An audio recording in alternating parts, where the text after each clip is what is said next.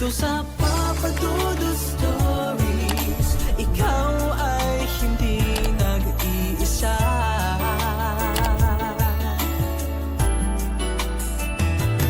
Dito sa Papa Dudut Stories, may nagmamahal sa'yo.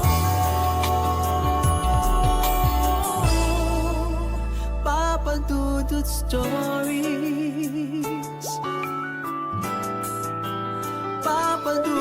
Papa Dudut Sa lahat po ng mga nakatutok ngayon, huwag pong kalimutan mag-like, mag-share at mag-subscribe. Maraming salamat po sa inyong lahat.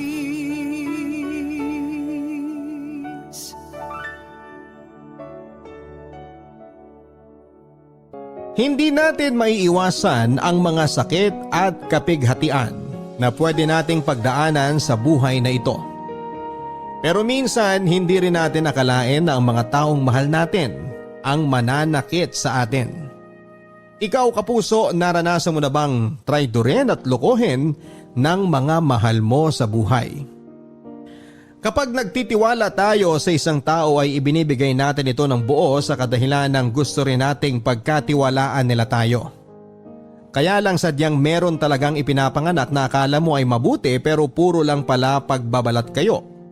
At sa huli ay bigla ka na lang sasaksakin ng patalikod. Ganyan ang karanasang nais ibahagi ng ating letter sender ngayong araw na si Angela. Dahil hindi lang isang tao ang trumaydor sa kanya, kundi higit pa roon dahilan para tuluyang gumuho ang mundo niya. Handa ka na bang makarelate sa kanya, kapuso? Alamin natin yan sa mga kwento ng pag-ibig, buhay at pag-asa sa nangungunang Barangay Love Stories. Dear Papa Dudut, sabi nila, paghihilumin daw ng panahon ang sakit na dulot ng mga sugat ng kahapon. Nadarating din ang araw na unti-unting mabubura sa puso natin ang lungkot, pighati at kabiguan na minsang naranasan natin. Pero hindi pala yon totoo. Dahil kahit 15 taon na ang nakakalipas simula nang mangyari sa akin ang kwentong nais kong ibahagi, ay aminado ako na meron pa ring mga gabi na hindi ako nakakatulog ng mahimbing, lalo na kapag bumabalik ito sa aking alaala. Tawagin niyo na lamang po ako sa pangalang Angela, 43 years old at tubong Tarlac. Nadiscover ko ang inyong programa nang minsan ako makapakinig ng isa sa inyong tampok na storya noon, kaya naman naging avid listener niyo na ako, Papa Dudut. At yun din ang dahilan kung bakit nag-decide akong sumulat sa inyo at ibahagi ang kwento ng buhay ko sa ating mga kabarangay. Magsisimula ang lahat noong 28 years old ako. Nang mga panahon na yon ay 1 taon pa lamang ang nakakalipas nang mamatay ang mami ko dahil sa atake sa puso. Naging malaking dagok para sa aming pamilya ang nangyaring yon dahil naapektuhan talaga ng husto ang Daddy Armando ko, Papa Dudut. Simula kasi nang mawala si mami ay naging malungkutin na si Daddy. Pero nagbago ang lahat ng yon nang makilala niya si Veronica na hindi nagtagal ay naging stepmother ko. Alam ko na hindi pa ganoon katagal simula nang mawala si mami, pero nang napansin kong napapasaya naman ni Veronica si Daddy ay hindi na rin ako tumutol pa nang magdesisyon silang magpakasal. Tumagal ng halos 6 na buwan ang pagsasama nina Daddy at Veronica bilang mag-asawa nang mapansin kong napapadalas ang pagtatalo nila. Noong una, hindi ko masyadong pinagtutuunan ng atensyon ang nangyayari sa kanilang dalawa. Dahil busy ako sa aking sariling trabaho bilang sales assistant sa isang private company sa lugar namin. Kaso napansin ko na naging malungkutin muli si Daddy, lalo na tuwing nagtatalo sila ng stepmother ko, Papa Dudut.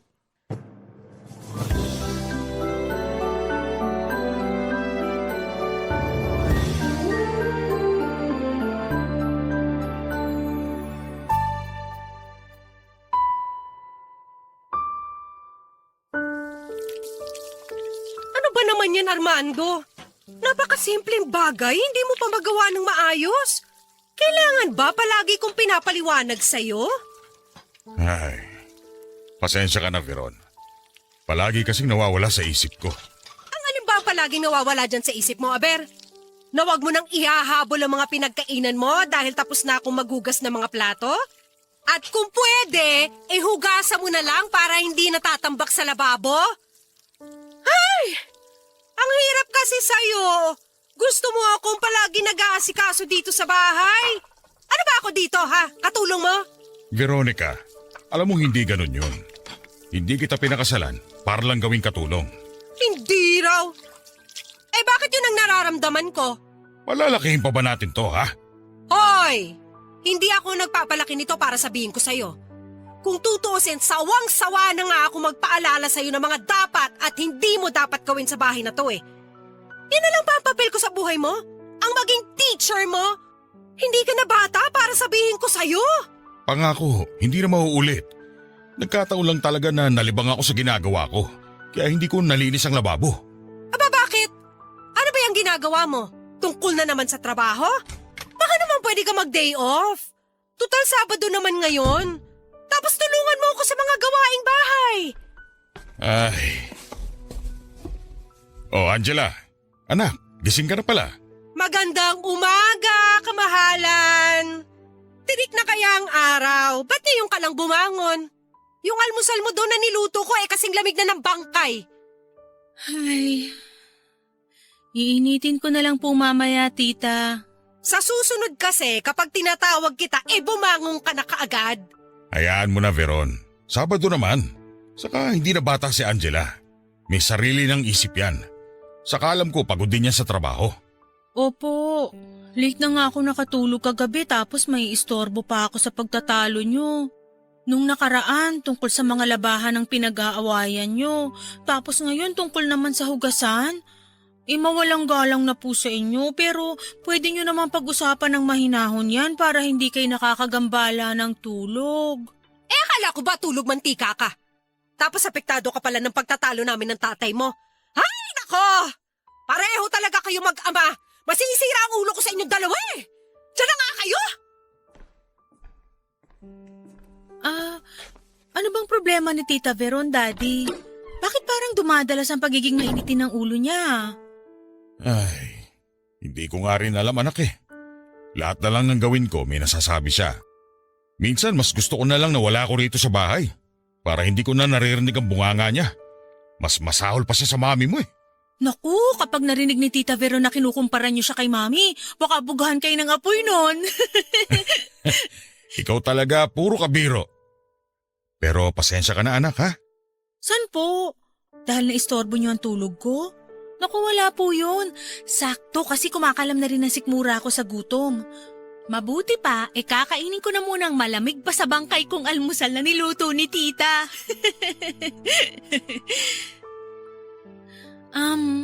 Dad, okay lang po yun. Hindi naman po ito ang unang beses na nag-asawa kayo, di ba? Kaya kung hindi naman importante yung tinatalak sa inyo, pasok sa isang tenga, tapos labas naman dapat sa kabila. Sa bagay, may punto ka. Palagi naman po akong may punto eh.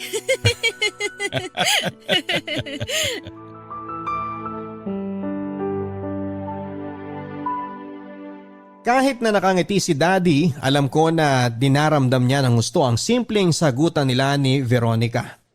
Hindi yon ang unang beses na nakita kong balisa ang daddy ko matapos nilang magtalo ng stepmother ko, Papa Dudut. Ganon na ganon din kasi siya lalo na noong mga panahong kamamatay pa lang ng mami ko. Kaya naman nakaramdam talaga ako ng awa para kay Daddy at inis naman para kay Veronica. Papa Dudut, sa totoo lang ay ayoko talagang pakialaman ng relasyon nilang mag-asawa dahil matatanda na sila. Alam na nila ang tama at mali at kung may hindi man sila pinagkakasunduan, ay mas dapat nila itong pag-usapan ng mahinahon para ayusin ang kung anuman ang problema nila. Kaya lang hindi ganon ang nangyari. Nagkataon naman na solong anak lamang ako kaya wala rin akong mapagsabihan ng frustration ko sa buhay namin. Maliban na lang sa boyfriend kong si Peter, Papa Dudut. Nang mga panahon na yun ay 2 taon na kaming magkarelasyon ni Peter. Isa siya sa mga taong nag-welcome noon sa akin sa kumpanyang pinagtatrabahuhan ko at siya rin ang naging mentor ko. Naging magkaibigan nga kami at sa huli ay nagkaibigan. Pero hindi alam ng daddy ko ang relasyon namin ni Peter dahil masyado siyang protective sa akin, Papa Dudut. Tapos namatay pa ang mami ko kaya naman nawala na rin sa isipan ko noon na ipakilala sa mga magulang ko ang boyfriend ko. Tapos, alam mo ba, nung isang araw, tungkol naman sa kung sino ang dapat maghugas ng pinggan namin ang pinag-aawayan nila. Grabe, di ba? Oo nga. O tapos ano pa? Narinig ko pa na nagagalit kay Daddy si Tita Veron dahil raw ginagawa siyang katulong sa bahay. Samantalang parang nga siyang donya kung umasta. Akala ba niya hindi ko alam na puro lang siya cellphone kapag nasa trabaho si Daddy? Social media dito, social media doon. Paano mo naman nalaman na panay cellphone at social media lang siya, ha? Bakit? Nag-install ka na rin ba ng CCTV camera sa bahay nyo para malaman ang aktibidades ng stepmother mo? Paano kung sabihin kong oo? Seryoso? Umabot ka na sa ganong level, babe? Astig! Ahati ka rin no. Siyempre biro lang. Palagay mo sa akin may oras para magpa-install ng ganun hindi nga ako magkanda ugaga sa trabaho ko sa opisina. Tapos kapag nasa bahay naman ako, hindi naman ako makapagpahinga dahil sa kanilang dalawa. Babe, daig pa nila ang mga bata. Base naman sa mga kwento mo, mukhang hindi naman ganoon kaseryoso ang pagtatalo ng daddy at stepmother mo. Tipong normal lang sa mag-asawa. Kung magiging katulad nila tayo kapag naging mag-asawa na tayo, baka magdalawang isip akong pakasalan ka. Tingnan mo tong taong to. Gumaganti ka ba kasi inisar kita tungkol dun sa CCTV camera? Oo, bakit ba? Dapat lang sa'yo yan. Masyado ka kasing mapang-asar eh. Babe naman eh. Oo na, joke lang. Magagawa ko ba naman yun sa'yo? Pero sana kung ano man yung dahilan ng madalas nilang pagtatalo maayos na. Kahit kasi mababaw at mukhang simpleng bagay lang, nakikita kong naaapektuhan si Daddy. Si Tita Veron siguro hindi kasi siya tong panay talak ng talak. Ayoko rin naman na lagi silang pinapakailaman kasi nga matatanda na sila eh. Ay, minsan tuloy naisip kong bumukod na lang ng bahay dahil hindi na sapat yung dingding ng kwarto ko para hindi marinig ang pananermo ni Tita Veron kay Daddy. Ay, pambihira talaga. Tiisin mo na lang muna, babe. Alam ko naman na ayaw mo ring mapalayo sa daddy mo. Kaya kahit gusto mong bumukod na lang, di mo rin siya matitiis. Alam mo, tama ka dyan, babe. Kaya nga habaan mo na lang ng tripling ulit ang pasensya mo para wala nang gulo. Ano pa nga ba? Wala namang perpektong pamilya. Tsaka hindi rin naman ako tumutol nang pakasalan niya si Tita Veron dahil nga nakikita ko namang masaya siya. Saka ayoko rin kasi ng drama, no? Ang dami nang ang drama sa paligid eh. Dadagdagan ko pa ba? Ang kailangan ngayon pasensya. Saan ba nakakabili nun? Magpapanik buying talaga ako. Ikaw talaga, puro kalokohan. Kumain na nga lang tayo. Mabuti pa, medyo nagugutom na din kasi ako sa kakarante. Papa Dudut, matapos naming mag-usap ni Peter ay aminado akong gumaan talaga ng husto ang pakiramdam ko. Palibhasa, alam na alam din ng boyfriend ko kung ano ang sasabihin para ako kumbinsihin na mas habaan pa ang pag-intindi sa sitwasyon namin sa bahay o estado ng relasyon ni na Daddy at Veronica. Naisip kong may punto nga naman si Peter at hindi maganda kung makikigatong pa ako sa away nila na mag-asawa, sa halip ay gumawa na lamang ako ng paraan para naman magkasundo sila. At bilang unang hakbang ay tinulungan ako ni Peter na mag-isip ng magandang gimmick na pwedeng gawin ni Daddy para naman masurpresa niya ang stepmother ko. Lalo pa nga na malapit na ang birthday nito. Papadudot na pasarap nga ang kwentuhan namin ni Peter kaya naman hindi na namin namalaya ng oras. At dahil likas na may pagka-gentleman ang boyfriend ko kaya nagdesisyon siyang ihatid ako sa amin. Nung una tutol pa ako dahil hindi ko pa nga pinangahasang isama si Peter sa bahay namin dahil hindi pa alam ni Daddy na may boyfriend na ako. Pero wala na rin naman akong nagawa noon dahil mapilit si Peter. Kesyo gusto raw niyang makasigurado na ligtas akong makakauwi sa amin at mas mapapanatag siya kung siya mismo ang maghahatid sa akin.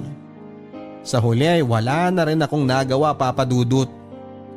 Nang makaalis na si Peter matapos niya akong ihatid ay akala ko ay ayos na ang lahat dahil mukhang wala namang nakapansin sa pagbaba ko sa kotse niya. Pero mali pala ako dahil nakita pala kami ni Daddy Nang mga panahon na yon ay akala ko ay pagagalitan ako ng daddy ko, Papa Dudut. Pero laking gulat ko nang sinabi niyang imbitahan ko raw si Peter sa bahay namin para formal na ipakilala sa kanila ng stepmother ko. Barangay Love Stories. Barangay Love Stories. Ang mga Kapuso shows mapapanood at mapapakinggan din abroad via GMA Pinoy TV, GMA Live TV at GMA News TV channels. Para mag-subscribe, visit www.gmapinoytv.com. Follow us at GMA Pinoy TV on Facebook, Twitter, Instagram, YouTube, Viber, and TikTok for the latest updates on Kapuso programs, artists, events, promos, and more. Salamat, Kapuso! Barangay Love Stories. Barangay Love Stories. Papa Dudut, tulad nga ng sinabi ng daddy, kinausap ko kagad si Peter para ipaalam sa kanya na gusto siyang makilala ng personal ni daddy at ni Veronica. Natawa pa nga ako dahil inamin sa akin ni Peter na kinabahan daw siya kasi yon ang unang beses na makikilala niya ang magulang ko. Pero sinabi ko na lang sa kanya na magandang pagkakataon na rin yon upang magkalapit ang loob nila ni daddy, bagay na sinang-ayuna naman ni Peter. Papa Dudut, mabilis ngang lumipas sa mga araw at sumapit ang linggo na mismong araw ng pagpunta ni Peter sa bahay namin. Nang makita nga niya ang daddy ko ay kaagad siyang nagmano rito. Ganon din ang ginawa niya nang lumabas naman mula sa kusina ang stepmother ko. Masasabi kong tila nabunutan ako ng tinik sa lalamunan nang sa wakas ay makilala nga ni daddy si Peter. Kasi sino ba naman ang hindi makakaramdam ng labis na kasiyahan lalo pat nakikita kong naging maayos naman ang una nilang pagkikita. Siyempre nang maghapunan, inasahan ko na tatanungin nila si Peter. Mabuti na lang dahil napaghandaan naman ng boyfriend ko ang mga isasagot niya. Kung ganon, matagal na pala kayo ng anak ko. At hindi ka man lang naglakas loob na magpakita sa akin. Kung hindi ko pa nakita noon na inihatid mo si Angela, hindi ko pa malalaman na may boyfriend na pala siya. Dad naman akala ko ba hindi mo kami sisermonan ni Peter? Nagsorry naman kami. Hindi ko naman kayo pagagalitan. Ang akin lang, bakit kayo naglihim? Si Angela ba legal sa inyo? Kilala ba siya ng mga magulang mo, ha? Opo. Nakilala na po si Angela ng mama at papa ko. At okay naman po sa kanila ang relasyon namin. Pwede, mabuti kung ganon. Kasi iho, alam mo ang gusto ko lang naman mapunta sa isang mabuting lalaki ang anak ko. Nag-iisang anak ko yan si Angela. Kaya naman ayoko talagang may kung sinong mananakit sa kanya. Kahit ikaw. Opo. Hindi ko po magagawang saktan si Angela, tito. Pangako po. Kahit na hindi po ako perpektong lalaki, gagawin ko po ang lahat para maging masaya ang anak nyo. Hindi ko po siya hayaang umiyak. At sa abot ng aking makakaya, poprotektahan ko po siya. Ganyan nga ang gusto kong marinig mula sa'yo, Peter.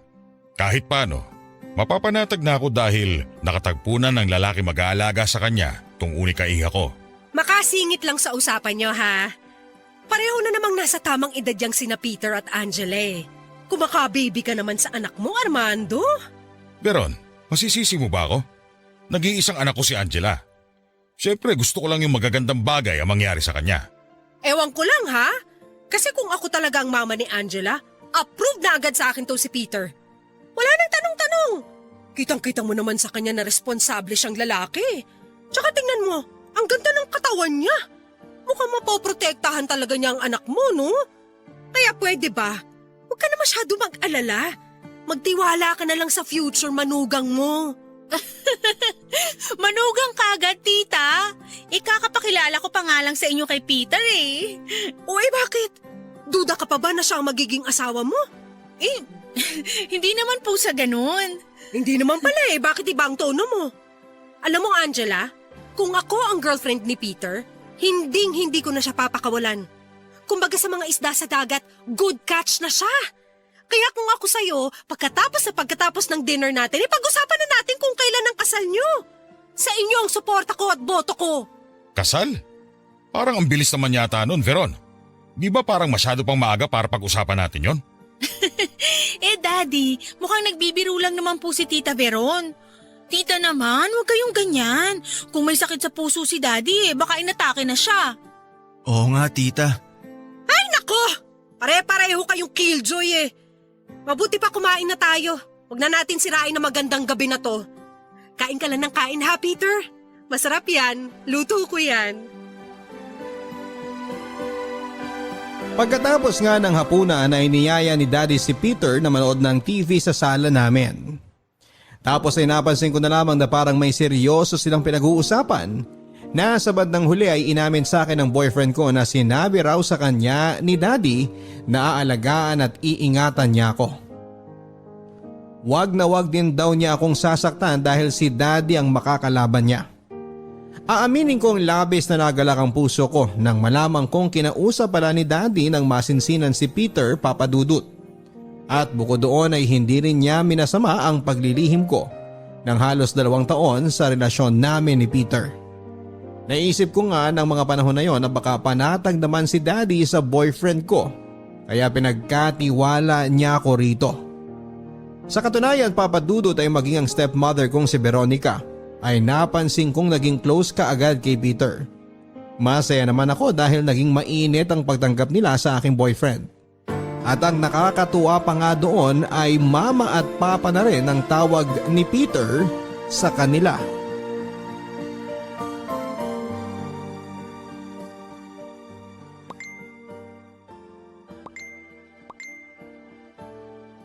Kumain ka na ba, Angela? Ano ba yan, tita? Nagulat naman ako. Kakakape mo yan. Bawas-bawasan mo kasi. Oh, ayan, umiinom ka na naman. Pambihira, pati ba naman pag inom ko ng kape pinagbabawalan pa? Ako naman ang bumibili ng kape dito sa bahay Ano? May sinasabi ka ba dyan? Wala po, Tita Veron. Sabi ko, babawasan ko na lang po ang pagkakape para di na ako nagiging nerbyosa. Pero sana bawasan nyo rin yung bigla-bigla na lang kayong sumusulpot. Ewan ko sa'yo. Para kang daddy mo. Pareho kayo nakakabwisit. Sobra naman po kayo, tita. Totoo naman Angela, may itatanong pala ako. Tanong lang naman. Parang sa tono nyo mukhang seryoso yan Ay naku, tignan mo to. Wala pa nga Nakakabwisit ka talagang babae ka. Tita naman, parang di na kayo mabiro. Ano po ba yung itatanong nyo kasi? Tungkol sana kay Peter. Ano pong tungkol sa boyfriend ko? Napansin ko lang kasi na parang ang tagal na simula nang dinala mo siya rito sa bahay. Yung totoo, kayo pa ba o hiniwalayan mo na siya? 'Di ba? Sabi ko naman sa'yo, good catch na si Peter. Hindi naman po kami naghiwalay ni Peter. Tita, masyado naman kayong advance mag-isip dyan. At kaya hindi ko siya dinadala dito sa bahay palagi, nag-a-adjust pa lang po kami na legal na kaming pareho sa mga pamilya namin. Hayaan nyo sa susunod isasama ko uli si Peter dito. Aba, mukhang botong-boto nga kayo sa kanya para sa akin Oo. Kaya nga dalhin mo siya palagi rito sa atin para lalo rin silang maging close ng tatay mo. At syempre, kami rin. Ano ho? Ang sabi ko, dalhin mo ang boyfriend mo sa birthday ko. Para naman makita rin siya ng daddy mo, no? Kahit wag na kayo mag-abala pang bumili ng regalo, ayos lang ako. Ano, Angela? Aasahan ko yan, ha? Sige po, mukhang magandang idea nga rin po yan para naman masanay si Peter dito sa atin. Siya, sige. Asikasuhin ko lang ang pananghalian natin. Ano ba ang ulam ang gusto mo? Ginaganahan ako magluto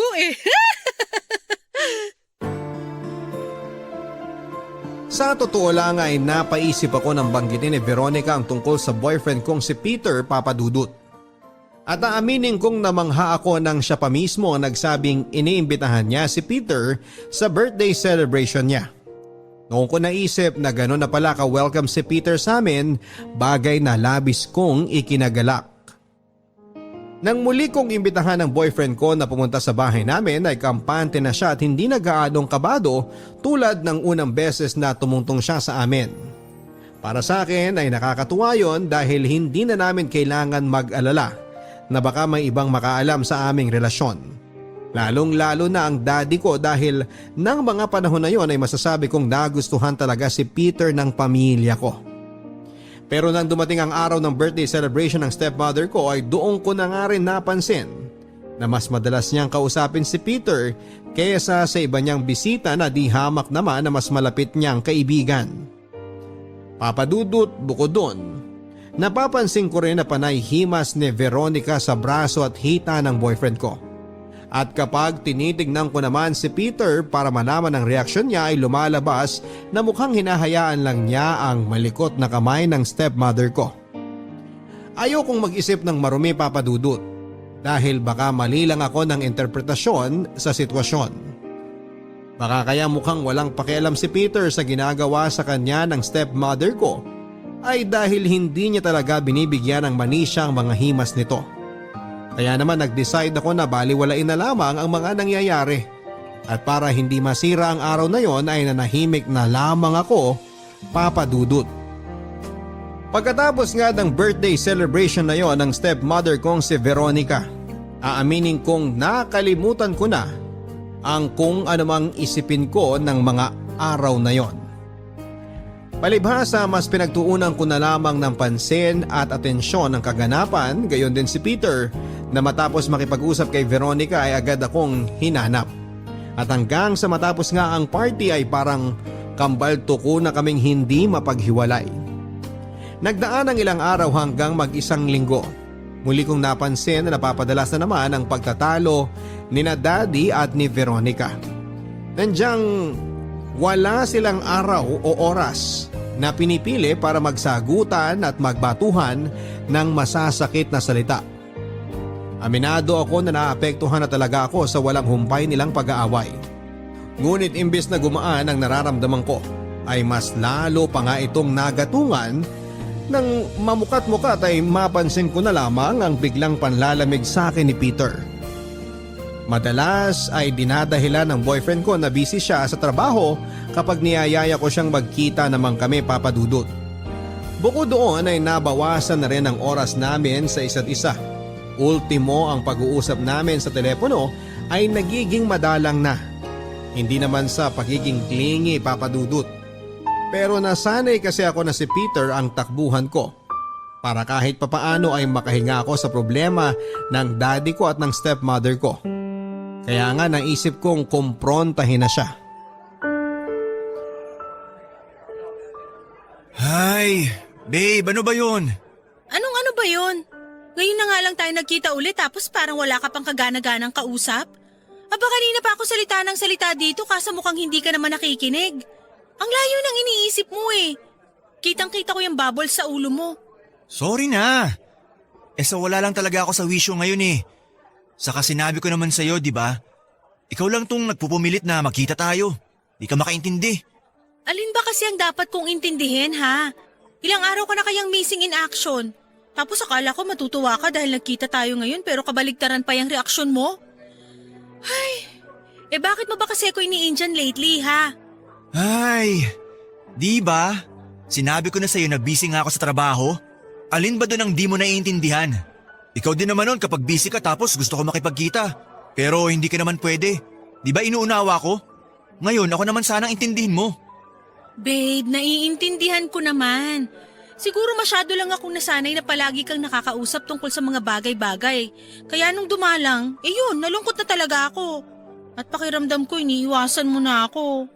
Ay, babe naman eh. Gaano mo na ba ako katagal na boyfriend ha? 1 buwan? 2? Ipapaalala ko lang sa'yo na bumibilang na tayo ng taon. Saka matanda na rin tayo. Dapat, mas nilalawakan na natin ang pag-intindi natin sa isa't isa. Kung makapagsalita ka kasi parang nahukulangan ka sa atensyon. Saka, ano ba yung bagay na gusto mong sabihin sa akin? Yun pa rin bang tungkol sa pagtatalo ng daddy at stepmother mo? Para namang bagong bagay pa yun, babe. Aba, masisisi mo ba ako? Masyado na silang nakaka-frustrate. Akala ko titigil na sila pero parang lalo lang silang lumala. Di ko alam kung sino sa kanilang may problema. Napapagod na akong pagpasensyahan sila. Kung hindi mo sila iintindihin, sino pang iintindi sa kanila? Pamilya mo sila. Unless, putulin mo ng tuluyan ang connection mo sa kanila. Saka ka pala matatahimik. Bakit naman ganyan ang tono ng pananalita mo, ha? Hindi mo naman kailangang sabihin pa yan dahil gusto ko lang maglabas ng sama ng loob sa'yo. Kaso mukhang lalo mo lang pinasasama ang loob ko. Yung totoo, Sa trabaho ka lang ba talaga busy? O baka naman meron pa, sabihin mo na. Gusto mo talagang malaman? Busy rin ako sa pamilya ko. Para lang malaman mo, meron din ako sariling problema sa bahay. At ang mama ko, nitong nakalipas napansin ko na lang na madalas maglambing sa akin. Kesyo, puro na lang daw ako trabaho at jowa. Sila naman daw ang pagtuunan ko ng atensyon. Kaya naman ayun, pinagbibigyan ko. Minsan na naman maglambing sa akin si mama eh. Anong masama doon ha?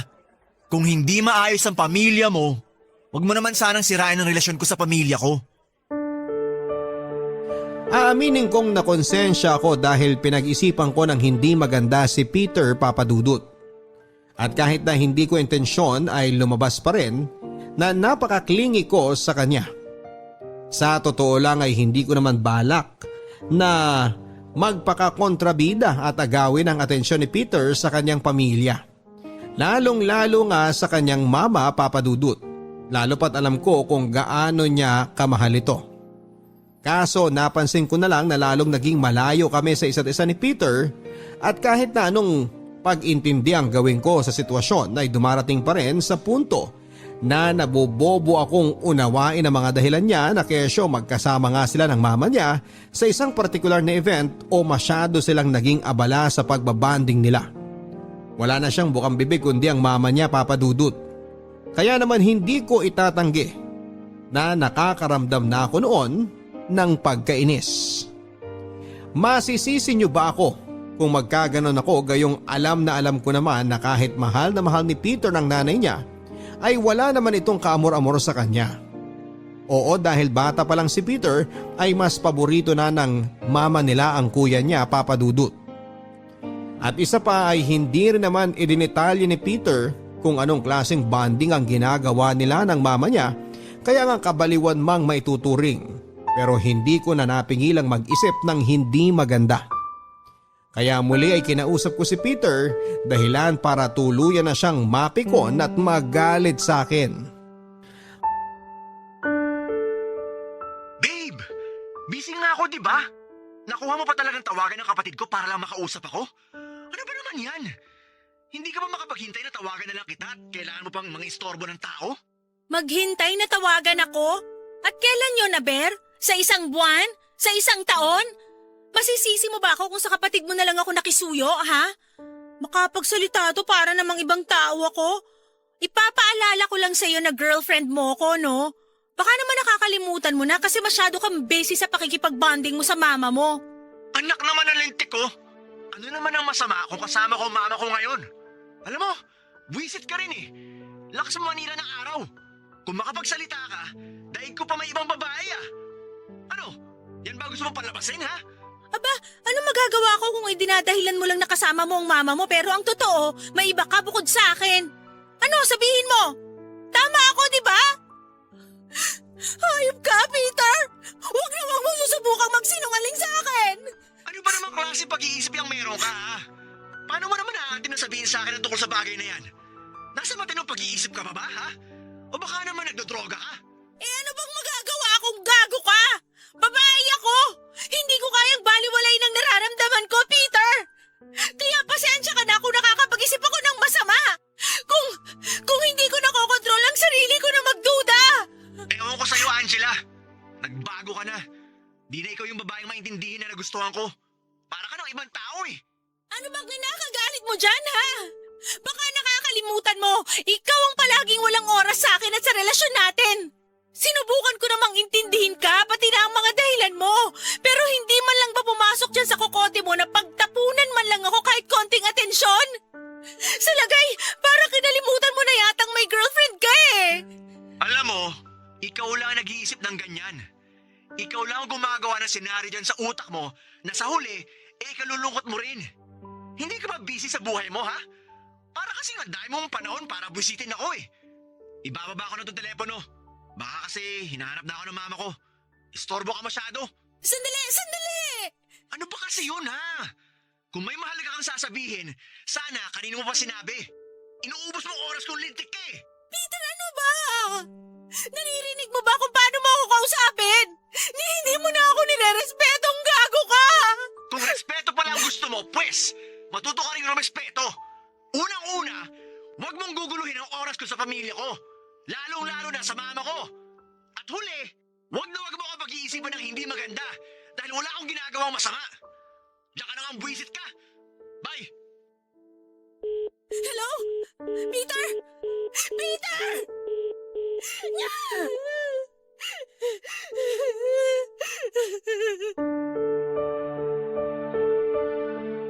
Papadudot, pinangatawanan nga ni Peter na wala siyang ginagawang mali. Nasa aming dalawa, ako lang itong masyadong mapaghinala at maruming mag-isip. Pagkatapos ng pagtatalo namin, muling naging malamig ang pakikitungo sa akin ng boyfriend ko, dahilan para husto akong malungkot. Sa kabilang banda ay napag-isip-isip ko rin naman na baka tama siya at ako ang mali. Na sumusobra na ako at nakakapikon na dahil sa pagiging kulang ko sa pansin. Kaya nga ng panahon na yon ay sumagi sa isipan ko na bigyan ng space si Peter at hayaan muna siyang gawin ang mga bagay na ginagawa niya noong malayo ako sa kanya. At mabuti na lang dahil nagkataon na nagkaroon kami ng 3 days training seminar sa Baguio City. Kaya ginamit ko na ang pagkakataon yon para pansamantalang pagpahingahin ang relasyon namin ni Peter. Ngunit ang 3 araw na training seminar namin ay natapos sa 2nd araw pa lamang. Kaya walang pasabi akong umuwi sa bahay namin ng sumunod na araw. Kaso laking gulat ko nang makitang nakaparada sa garahe namin ang motorsiklo ng boyfriend ko, Papa Dudut. Doon na nga ako biglang nilamon ng kaba kaya naman nagdire-diretso na ako papasok sa bahay namin at naabutan ko ang nasa sala si Daddy. Ngunit kung paano siya gulat na tila nakakita ng multo nang tumambad ako sa harapan niya ay mas masahol pa doon ang hilakbot na naramdaman ko nang marinig kong umuungol sa kwarto nila ni Veronica, ang boyfriend ko, Papa Dudut. At nang buksan ko nga ang pintuan ay kitang-kita ng mga mata kong hubot-hubad si Peter habang nakapatong sa stepmother ko.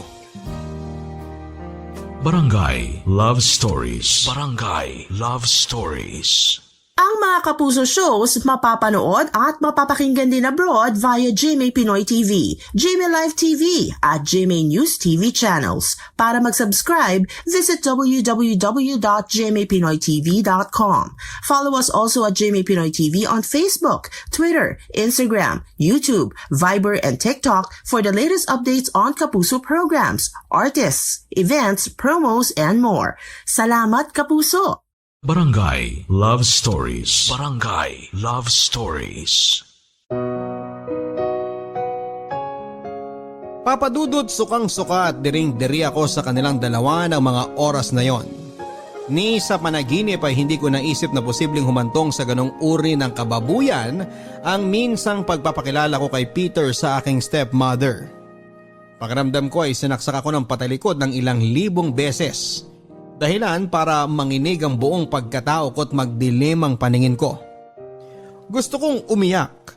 Gusto ko silang pagpira-pirasuhin ng buhay. Gusto kong magsisigaw sa galit at matinding puot dahil hindi ko kinaya ang kahayupang ginagawa nila. Kaya nga kahit medyo pagod pa ako noon mula sa mahabang biyahe ay walang kiber ko ngang pinatikim sa kanilang dalawa ang tinding galit na nararamdaman ko ng mga oras na yon. Napaka-demonyo niya! Angela! Aray! Tumigil ka nga! Aray! Hayop ka, Peter! Walang iya ka! Ang baboy mong animal ka! Angela, ano ba? Aray! Aray ko! Buisit ka! Mas buwisit ka, gago! At ikaw naman babae ka. Halika nga rito. Matindi ka. Higad! Nasasaktan ako. Kunin pa nga yung pananabunod ko sa yung gaga ka eh. Dapat sa'yo kinakalbo. Halibarot ka. Paano mo nagawang patulan ng boyfriend kung higad ka, ha? Ang katid mo rin eh, no? Ano, masarap ba? Sarap na sarap ka ba sa katawan ni Peter, ha? At ikaw, kailan mo ba nasigmurang patulan ng stepmother ko, ha? Napaka-demonyo mo, no? Tao ka ba ba? Kasi napaka-baboy niyong dalawa! Angela, huminahon ka nga muna. Huminahon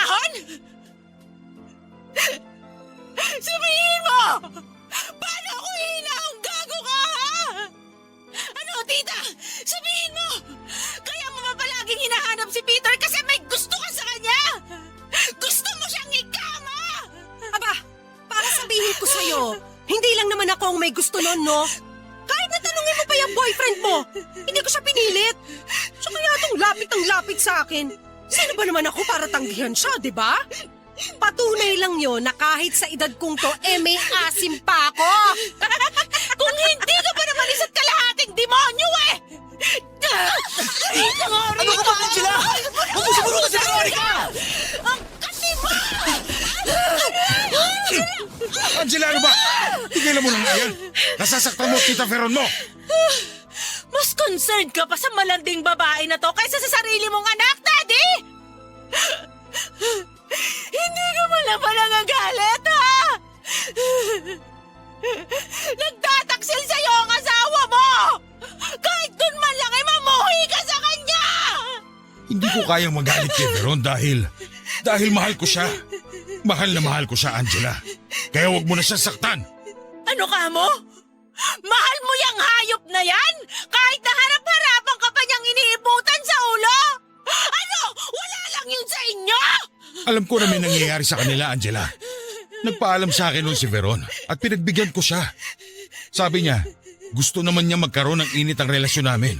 At bukod dun, nagbanta siyang iiwan ako kapag hindi ko pinagbigyan ng kahilingan niya. Kaya nga sumang-ayon na lang ako nang sabihin niya sa akin na gusto niya si Peter. Angela, anak, intindihin mo naman ang daddy. Alam mo naman na ayoko na ulit masaktan, hindi ba? Ayoko na ulit maiwan. Kaya nga kahit masakit sa akin, pikit mata ko na lang na hinahayaan ang milagrong ginagawa nila. Hindi ako makapaniwalang magagawa mo to sa akin na sarili mo pang anak! Ni hindi na kita kayang tingnan ng diretsyo dahil galit na galit ako sa'yo! Pare-pareho kayong kampo ni Satanas! Kumakadrama naman to si Armando. Akala mo hindi nag-enjoy noong may nangyari sa ating tatlo, aba? Wag nga ako, Armando. Todo bigay ka pa nga sa performance mo noon. Umabot pa nga tayo ng round 5, di ba? Kaya bago ka magmalinis dyan, sabihin mo ang totoong kwento. Hayop ka talaga! Manahimik ka na! Hindi ko na nga kinaya ang bugso ng damdamin na nangibabaw sa akin ng sandaling yon, Papa Dudut. Parang gusto ko nang mamatay na mga panahong yon dahil sa labis na galit, kalungkutan at pagkadismaya. Sino ba naman kasing matutuwa, hindi ba? Hindi lang ang boyfriend kong si Peter ang nagtaksil sa akin. Pati ang stepmother ko na pinagkakatiwalaan ko ng gusto at pinanggap sa pamamahay namin, pero mas lalo lang akong nangihina dahil kasama rin nila sa kademonyohan nila ang daddy ko. Akala ko ba mahal ako ng daddy ko? Pero bakit hinahayaan niyang umabot sa ganon ang lahat? Ganon na ba siya binulag ng labis na pagmamahal sa maling tao? Para kahit na akong anak niya ay taluhin niya. Papa Dudut, akala ko sa mga pelikula lang nangyayari ang mga ganong uri ng tagpo, pero maling-mali pala ako. Sana kasing tibay na lang ako ng bidang karakter sa mga kwento para alam ko kung paano naman maging malakas sa mga sitwasyong katulad nito. Dahil nga sa halo-halong damdamin ng mga sandaling yon ay hindi ko na alam kung paano pahaharapin ang mga taong importante sa akin. Papa Dudut, lalo na si Peter, gulong-gulo talaga ako. Humingi ng paliwanag ang puso ko kung paano niya naatim nasaktan ako nang walang pag-aalinlangan. Pero pagod na ako ng mga panahon na yon, kaya naman naisip kong umalis na lamang muna sa amin. Kaso ay hinabol ako ni Peter para pigilan. Angela! Sandali! At saan mo planong pumunta, ha? Malalim na ang gabi. Baka mapano ka. Bitiwan mo nga akong animal ka! Huwag mo akong hawakan dahil diring-diri ako sa yung gago ka! Ano ka mo? Nag-aalala ka ba sa akin? Tarantado ka pala eh! Sa palagay mo ba mabibilog mo pa ang ulo ko sa mga ganyang salita mo? Anong akala mo sa akin? Ganon ka tanga? Para paniwalaan na may pakialam ka nga sa akin? Angela naman. Huwag naman sanang ganito.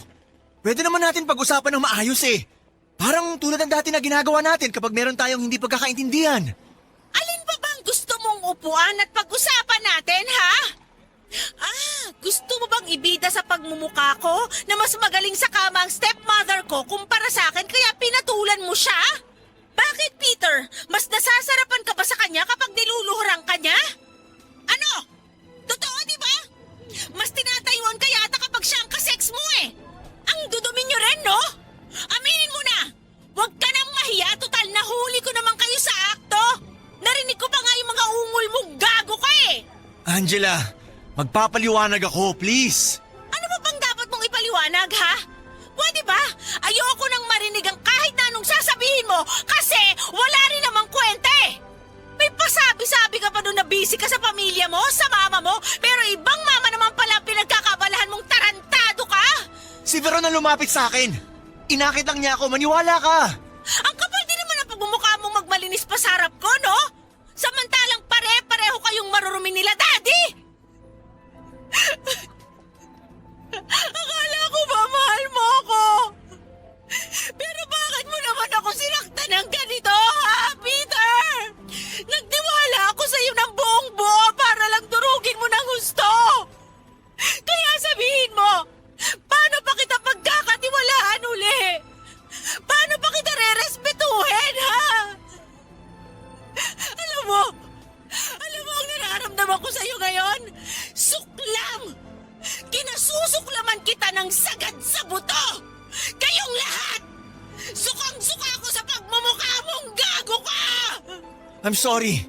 I'm really sorry kasi naging mahina ako, Angela. Narealize ko na mali ang ginawa ko. Akala ko kasi... Akala mo kasi, no? Na hindi ko kayo mahuhuli? Tama naman pala ang kutob ko nun eh, nang sabihin ko sa'yo may nilalandi kang iba. Pero ang hindi ko lang akalain, ang stepmother ko pa talaga ang kinakama mo. At ang malupit ba doon, nagsasabwatan pa kayo ng daddy ko para lokohin ako, para traidorin ako. Ang sasama niyong lahat! Wala kayong puso at kaluluwa, lalo ka na, Peter! Tapos na tayong hayop ka! Ayaw na kitang makita! Gusto na kitang mawala sa buhay ko! Masahol ka pa sa demonyo! Papadudot, yun na nga ang huling beses na kinausap ko si Peter matapos akong mag-decide na tapusin ang lahat sa namabagitan sa amin. Naang gabing yon ay umalis ako ng bahay at pansamantalang nakituloy sa bahay ng kaibigan ko. Sinabi ko sa kanya ang lahat ng nangyari at ultimo siya ay hindi makapaniwala sa pinagdadaanan ko. Kung sa bagay ako rin naman, kaso ano pa bang magagawa ko dahil nangyari na. Nanatili ako sa bahay ng kaibigan ko ng sumunod na araw dahil hindi ko pa alam kung paano haharapin sina Daddy at Veron sa bahay namin. Nang mga panahong yon, abot langit ang pagkamuhi ko para sa kanilang dalawa. Pero alam ko na hindi ko naman sila habang buhay na maiiwasan dahil pamilya ko sila. Kaya naman ng sumunod na araw ay nag-decide akong umuwi sa amin para iligpit ang lahat ng damit at gamit ko. Nang panahon na yon, pinigilan pa ako ni Daddy na umalis pero wala na rin naman siyang nagawa dahil desidido na ako, papadudot. Katwiran ko, hindi ko makakalimutan ang lahat ng sakit na ginawa nila sa akin kung hindi ko tuluyang puputulin ang connection ko sa kanila. Hindi ako tuluyang makakapag-move on kung paulit-ulit ko silang makikita. Isa pa ay mukhang nakapagdesisyon na rin naman si Daddy kung sino sa amin ni Veronica ang mas mahalaga sa kanya. Kaya bakit ko pa ipagsisiksikan ang sarili ko sa buhay niya kung hindi naman ako ang pinili niya. Papadudot, ipagpapasa Diyos ko na lang kung papaano niya paparusahan ng mga taong nanakit sa akin dahil nga pagod na ako. Matapos ko kasing lumaya sa amin ay nanatili ako sa bahay ng kaibigan ko. At pagkalipas ng isang buwan ay nag-decide akong umalis ng Tarlac. Hindi ko na lang babanggitin kung nasaan ako ngayon dahil ayokong mahanap ako ng mga taong naging dahilan kung bakit ako nasasaktan. Sa ngayon ay masaya naman ako sa buhay ko dahil meron na rin akong sariling pamilya. Pamilya na pwede kong panghawakan na kailanman ay hinding-hindi ako tatraidorin. Pamilya na naging dahilan para ako magpatuloy pa sa buhay na ito sa kabila ng mga pinagdaanan ko.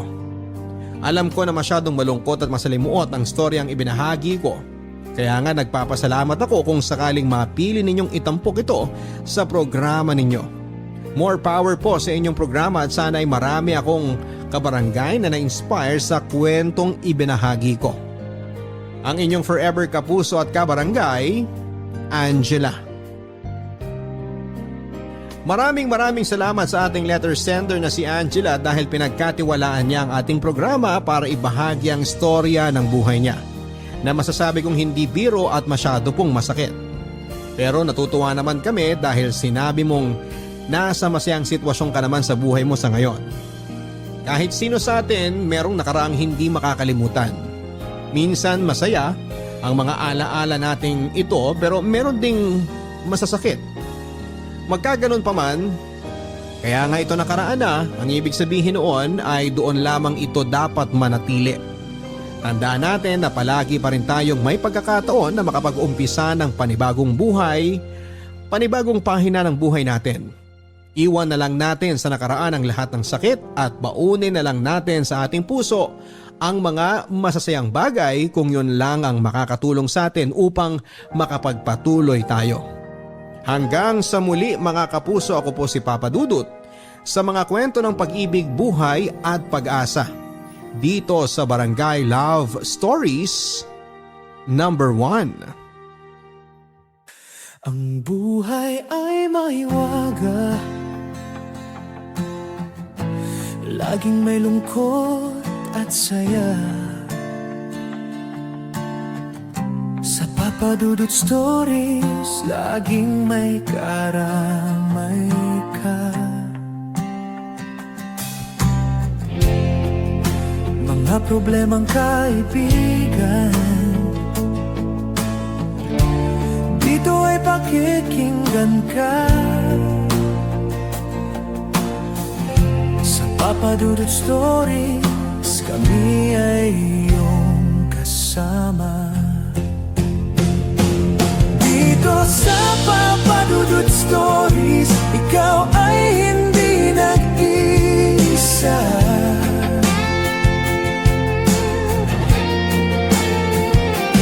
Dito sa Papa Dudut Stories, may nagmamahal sa'yo.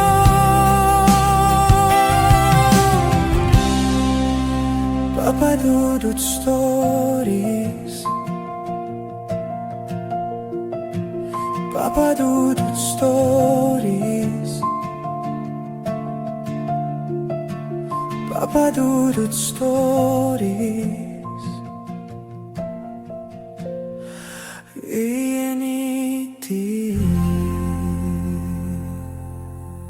Dito sa Papa Dudut Stories, ikaw ay hindi nag-iisa.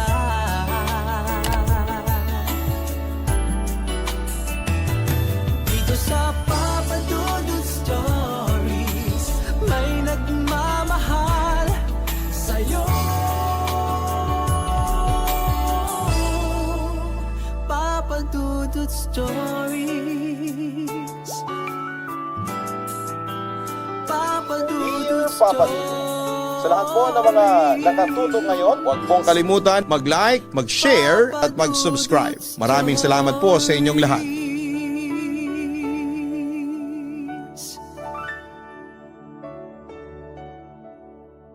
Hindi lahat ng nakaraan ay pwede pa nating balikan.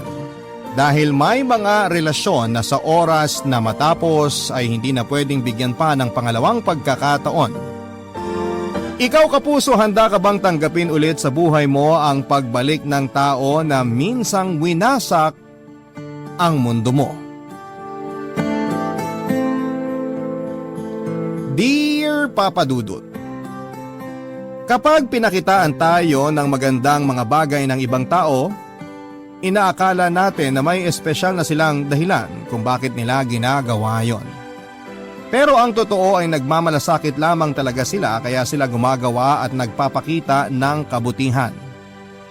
At ang inaakala nating espesyal nilang nararamdaman para sa atin ay awa lang pala dahil sa mabigat na sitwasyon na kinakaharap natin. Hello sa inyo Papa Dudut at sa mga milyong tagapakinig ng inyong programa na Barangay Love Stories. Ako nga pala si Celine, 29 years old at nagtatrabaho bilang office staff sa isang private company sa Taguig. Sumulat ako kasi gusto ko ring magbigay ng aral sa mga kabarangay natin tungkol sa buhay, pag-ibig. Kahit na medyo mabigat para sa akin ang kwentong ibabahagi ko ngayon. At sana ay mailahad ko ng maayos ang gusto kong ikwento sa araw na ito. Second year high school nang maging boyfriend ko po si Jay, Papa Dudut. Palihim pa ang relasyon namin noon dahil istrikto ang mga magulang ko.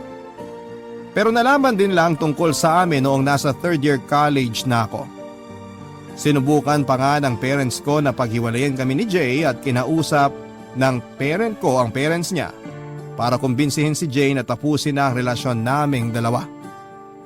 Siyempre hindi kami basta-basta sumuko, Papa Dudut. Pinaglaban namin ang relasyon namin kahit kontra ang mga magulang namin. Sa huli wala rin silang nagawa kung hindi ang ibigay ang gusto namin na ipagpatuloy ang aming relasyon. Nangako na lamang kami ni Jay na hindi namin sisirain ang tiwala nila pati na ang pag-aaral namin. Natupad naman namin ang pangako naming yon, Papa Dudut. Nakapagtapos kami ng pag-aaral at nakahanap ng maayos na trabaho. Kahit busy sa kanya-kanya naming trabaho ay palagi pa rin kaming may oras ni Jay para sa isa't isa. Doon na naging maluwag ang parents namin sa aming relasyon. At doon din nagsimulang maging mas matatag ang relasyon namin ng first love at boyfriend kong si Jay, Papa Dudut.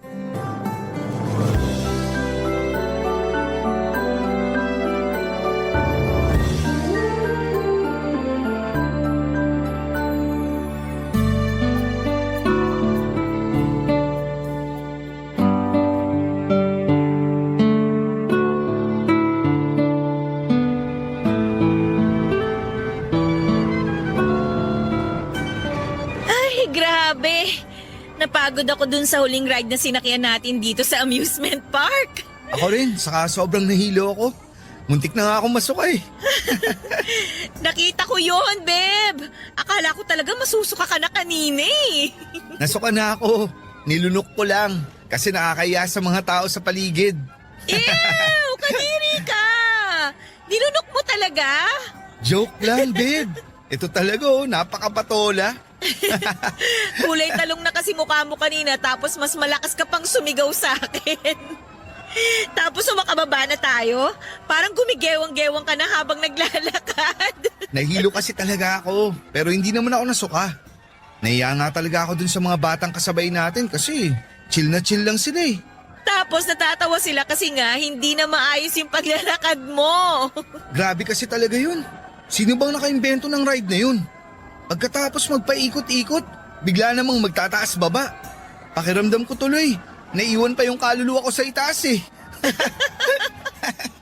Ang cute mo talaga, Beb, kapag sumasakay tayo ng rides. Sabi ko naman kasi sa'yo na mabilis akong mahilo. Teka, Beb, punasan ko lang tong noo at leg mo. Pinagpapawisan ka na eh. Ang sweet naman ng boyfriend ko. Thank you, Beb. Sobrang thank you talaga na pumayag ka na dito tayo sa amusement park mag-celebrate ng monthsary natin. Wala yun. Matagal mo na rin namang sinasabi na gusto mo na dito tayo mag-celebrate. Kaya sinunod ko lang ang request mo. Pinagbigyan mo ko kahit mahina ka sa rides. Tapos hindi ka pa naging KJ. Sinamahan mo akong sumakay sa lahat ng mga gusto kong sakyan kanina. Siyempre naman. Alangan namang panoorin lang kita buong maghapon. Ang swerte ko talaga sa'yo. Sana hindi ka mapagod na pagbigyan ng mga request ko, Beb. Hindi ako mapapagod na pagbigyan at mahalin ka. Yan ang tandaan mo, Beb. Talaga? Kahit kumulubot na ang balat ko? Oo naman. Palagi ko pa rin nahawakan tong mga kamay mo. Kahit wala na akong mga ngipin? Kahit hindi ka pa magpapustiso, halikan pa rin kita ng lips to lips. Kahit puro puti na ang buhok ko? Oo, at sabay pa nating pakukulain ng blue ang mga puting buhok natin. Ha? Bakit naman blue?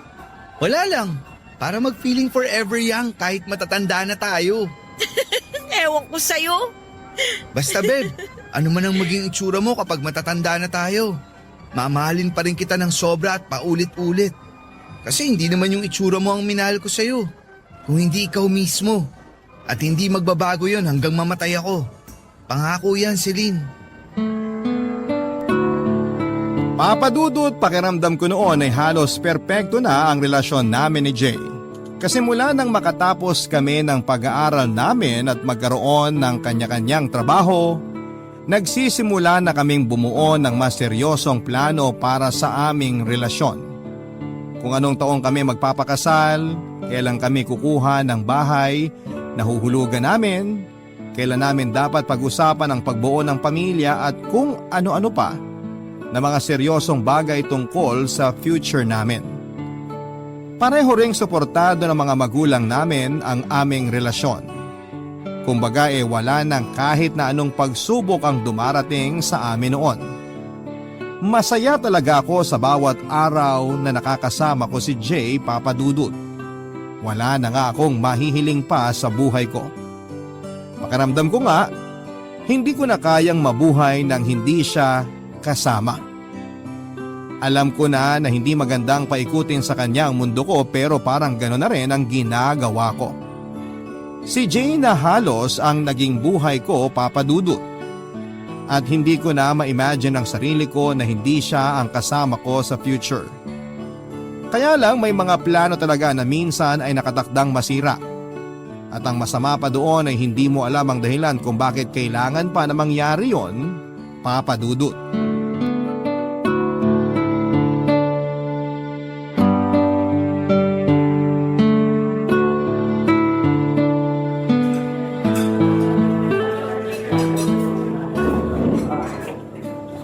Hi, Beb. Sorry, late ako. Kanina ka pa? Hindi naman. Medyo kararating ko lang din dito sa restaurant.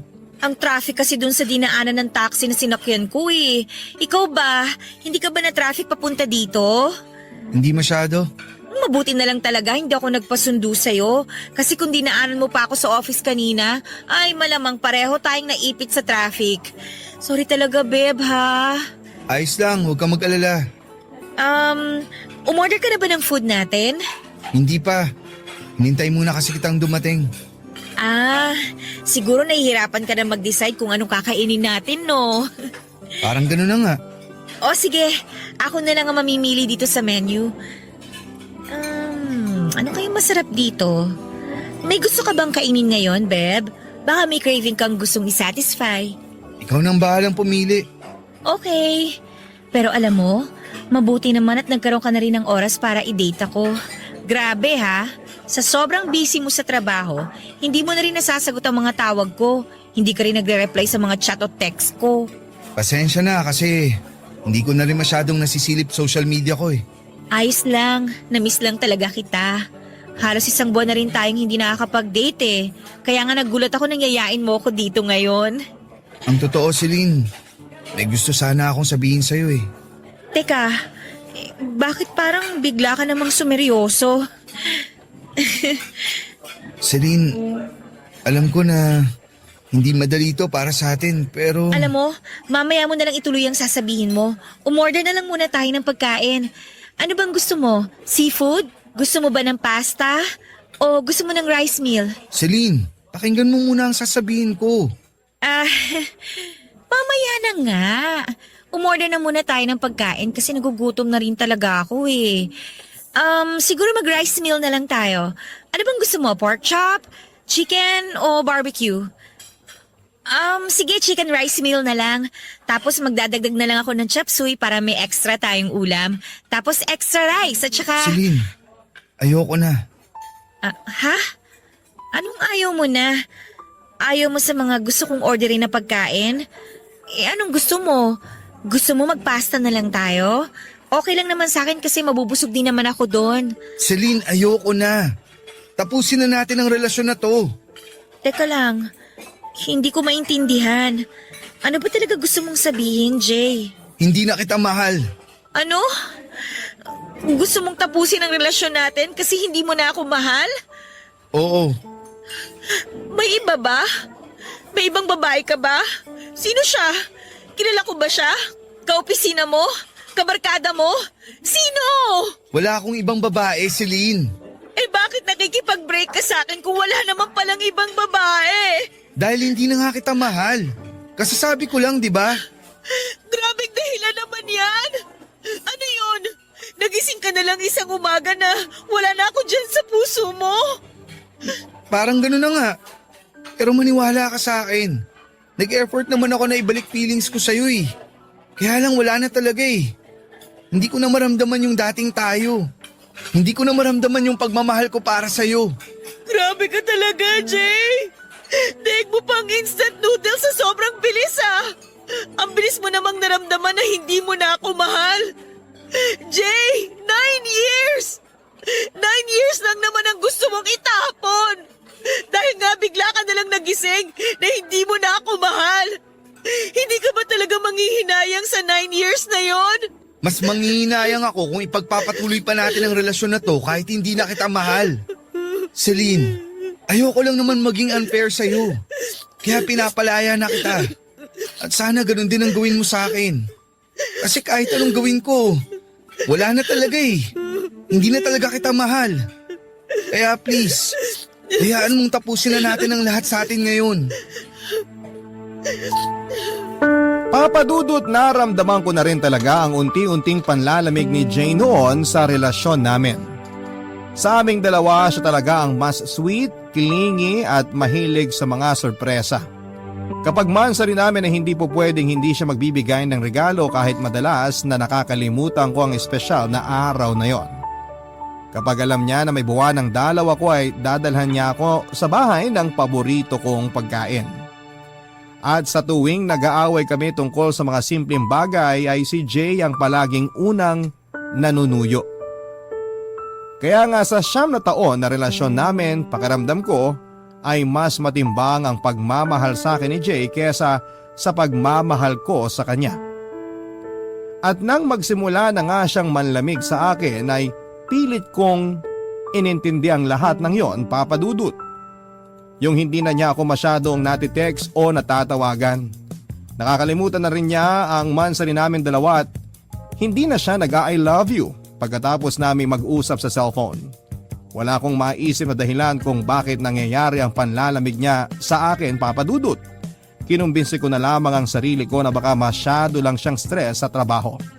At nang dumating ang araw na nakipaghiwalay na siya sa akin, doon na bumalik sa isipan ko ang lahat ng pagpaparamdam niya sa akin na ayaw na niya.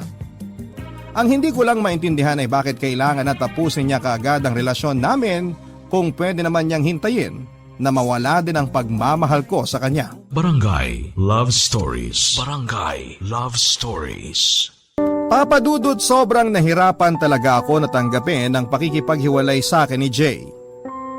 Ilang taong ko rin kasing pinaikot sa kanya ang mundo ko tapos bigla niya na lamang akong iiwanan na mag-isa.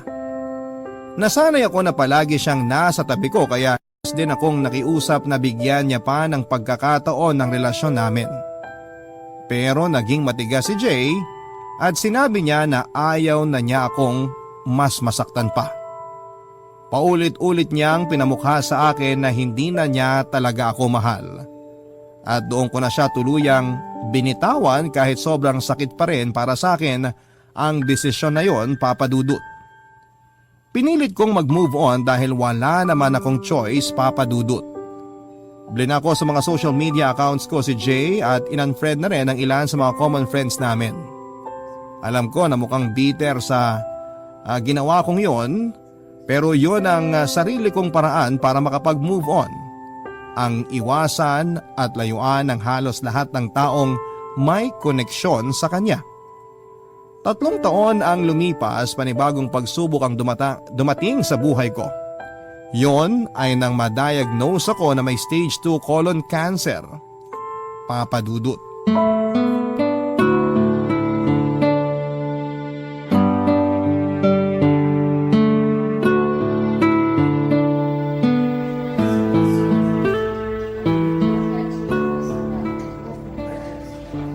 Celine, anong gusto mong balatan ko sa mga prutas na to?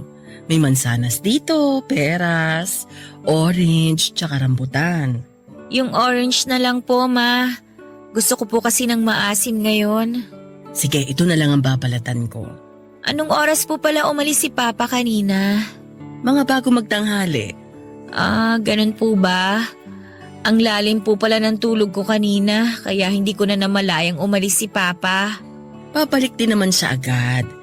Siya raw ang magbabantay sa iyo mamayang gabi kasi alam niya na ayaw mong wala kang kasama dito sa kwarto mo sa ospital. Opo, matatakutin po kasi ako kaya ayoko talaga na mag-isa dito. Ma, pasensya na po kung napapagod kayo ni Papa nang dahil sa akin, ha? Ano ba yung sinasabi mo, anak? Alam ko naman po na pareho kayong napupuyat ni Papa dahil sa pag-aasikaso niyo sa akin. Tapos may trabaho pa po kayo. Sorry po kung medyo nagiging pabigat na ako sa inyo. Celine, hindi ka pabigat sa amin ng Papa mo. Responsibilidad ka namin ng Papa mo. Isa pa, kaya namin ginagawa to dahil mahal ka namin. Kinakain na po kasi ako ng hiya eh. Ang tanda-tanda ko na tapos pareho pa kayong nahihirapan ni Papa nang dahil sa akin. Walang ganon, Celine. Hindi kami nahihirapan ng Papa mo sa'yo. Masaya kami na inaalagaan ka namin kasi anak ka namin at mahal ka namin. Ay, kapag po talagang gumaling ako dito sa sakit ko, babawi po ako sa inyo ni Papa. Magtatrabaho ako ng mabuti at magta-travel tayo sa iba't ibang bansa. Ipaparamdam ko po sa inyo kung gaano ko po kayo kamahal. Kaya nga magpalakas ka at magpagaling. Huwag kang mag-alala. Palagi kang nasa dasal ko at ng mga tita at pinsan mo. Sigurado ako na pakikinggan ng Diyos ang dasal namin na pagalingin ka sa sakit mo. Kaya lumaban ka para sa amin. Opo, Ma. Gagawin ko yon. Salamat po. Ay, teka, bubuksan ko lang ang pinto. Baka ang tita mo na yung kumakatok. Sige po, Ma.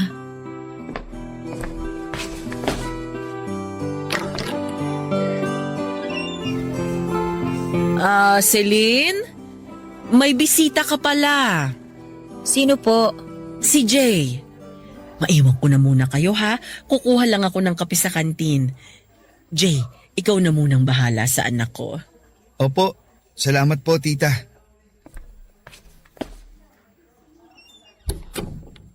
Anong ginagawa mo dito, Jay? Gusto lang kitang makausap, Celine. Gusto mo ako makausap? O gusto mong makita kung gaano ko kamukhang kawawa dahil sa sakit ko ngayon? Celine, please. Hindi ako pumunta rito para makipagtalo sa'yo. So pumunta ka nga rito para kaawaan lang ako, ganun ba? Siyempre hindi. Hayaan mo naman muna sana ako makapagpaliwanag. Wala ka nang dapat ipaliwanag, Jay. Nasabi mo na lahat nung nakipaghiwalay ka sa akin.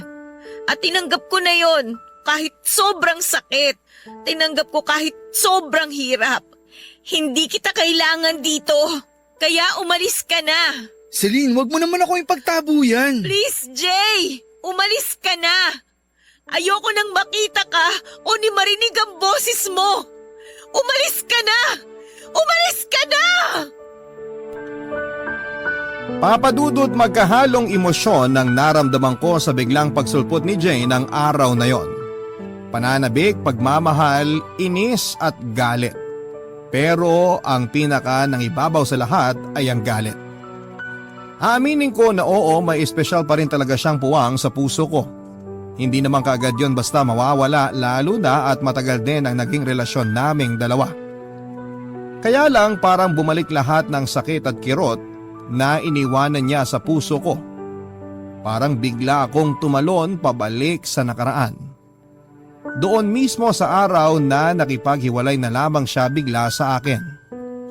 Yung mga araw na hinahabol-habol ko siya para lamang magkabalikan kaming dalawa. Yung araw na tuluyan na niyang tinuldukan ang kwento naming dalawa. Mahal ko pa rin si Jay, papadudot, pero alam ko naman na kaya lang siya bumalik ay dahil sa awa na nararamdaman niya para sa akin noong malaman niyang may sakit ako. At hindi ko kailanman kailangang ng awa niya. Sa iba na lamang niya ibaling ang simpatya niya, Papa Dudut. Ayoko ng kalinga kung magmumula ito sa tao na minsang winasak ang puso ko, Papa Dudut.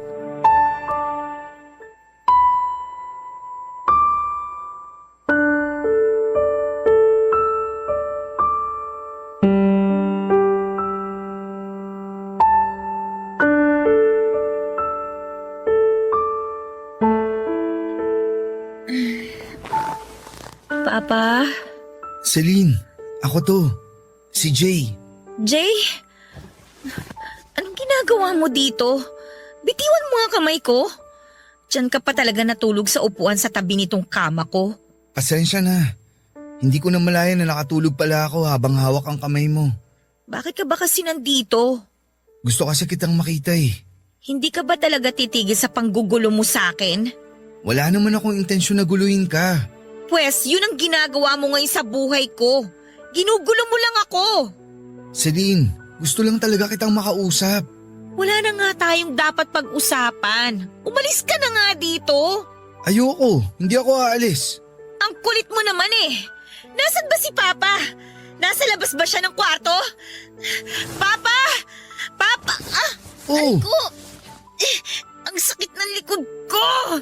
Celine, huwag ka na kasi muna masyadong kumilos. Umalis ka na lang kasi dito! Papa, nandyan ka ba sa labas? Palisin niyo nga tong si Jay! Wala siya sa labas. Umuwi muna siya sa bahay niyo para maligo at kumuha ng damit. Nakita niya ako kanina sa labas ng kwarto at pinakiusapan niya ako na ako na muna magbantay sa'yo dito. Kaya hindi ako aalis. Hindi kita iiwan. Talaga? Hindi mo ako iiwan? Eh di ba yun nga ang ginawa mo sa akin dati? Iniwan mo ko! Iniwan mo ko sa ere! Hindi totoo yan. Maayos ako nakipag-iwalay sa'yo. Nakipaghiwalay ka sa akin kahit alam mo na mahal pa rin kita. Ang unfair mo! Alam mo ba yon? Kasi hindi mo man lang hinintay na mawala yung pagmamahal ko sa'yo bago mo ko iniwan. Napaka-unfair mo! Celine, I'm sorry. Anong sabi mo? I'm sorry. Celine, sorry kung bigla na lang ako nakipag-iwalay sa'yo. Sorry kung pakiramdam mo, iniwan kita sa ere. Sorry kung nasaktan kita. Pero wala akong choice eh. Dahil ayoko mas masaktan ka kapag pinagpatuloy pa natin ang relasyon natin. Ang hirap eh. Sobrang hirap ng ginawa mo sa akin. Jay, alam mo naman na halos sa'yo ko na pinaikot ang mundo ko. Tapos bigla ka na lang mawawala sa buhay ko. Tumigil sa pag-ikot ang mundo ko nung araw na nakipaghiwalay ka sa akin. Sobrang nahirapan akong paikutin ulit ang mundo ko nang hindi ka nakasama. Kasi ikaw na ang naging buhay ko. Pero bigla mo na lang tinapon ang lahat. Bigla ka na lang nang iwan. Pinagsisihan ko na ang lahat ng ginawa ko sa'yo.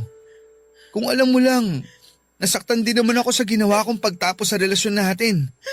Pinagsisisihan ko yun hanggang ngayon. Pinagsisisihan ko na nasaktan kita. At hanggang ngayon, sinasaktan mo pa rin ako sa tuwing nakikita kita. Kaya nga hayaan mo ako na alagaan ka. Bakit pa? Dahil naaawa ka sa akin? Jay, hindi ko kailangan ng awa mo.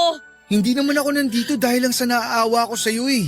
Eh ano palang dahilan kung bakit bumabalik ka pa dito? Dahil ayoko mawala ka. Mahalaga ka sa akin, Celine. Ayokong basta ka nalang sumuko sa sakit mo. Gusto ko na palagi ako nasa tabi mo sa lahat ng oras na lumalaban ka. Kaya please, hayaan mo na akong gawin to. Hayaan mo na akong alagaan ka. Papa Dudu, tuluyan ko nang hindi napigilan ang sarili ko na yakapin si Jay. Kahit nga mga luha ko ay tuluyan na ring nagwala mula sa mga mata ko. Ayoko pa naman sana na magpakita sa kanya ng kahit na anong kahinaan. Pero wala eh, bumigay na ako ng tuluyan. Lumambot na ang puso kong pilit kong pinapatigas para hindi muling tanggapin si Jay sa buhay ko. Nang tinapos niya ang relasyon namin noon ay wala siyang ibang sinabi kung hindi ang mga salitang hindi na niya ako mahal.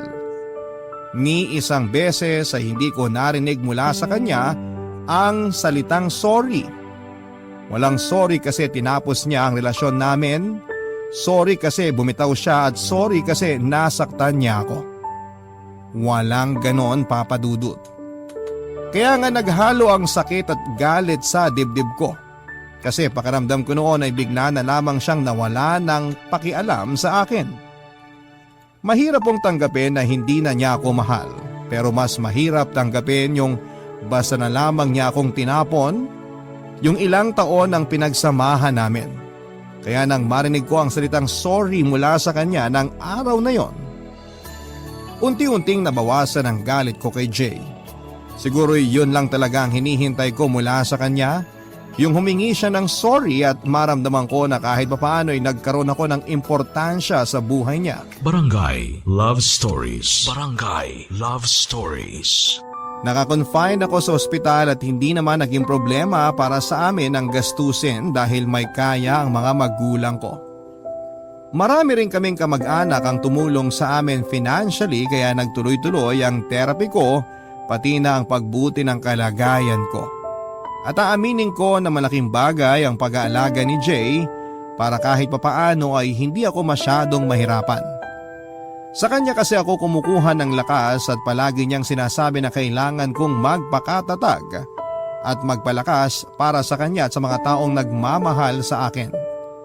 Na kahit kailan ay hindi na siya aalis sa tabi ko. Pinanghawakan ko yon kaya naman pigilan ko man ang sarili ko ay unti-unting nanumbalik ang espesyal na nararamdaman ko para kay Jay. Hanggang sa dumating ang araw na na-realize ko na mahal ko na ulit siya. Kahit na hindi ako sigurado kung bumalik na rin ba ang pagmamahal niya para sa akin, Papa Dudut.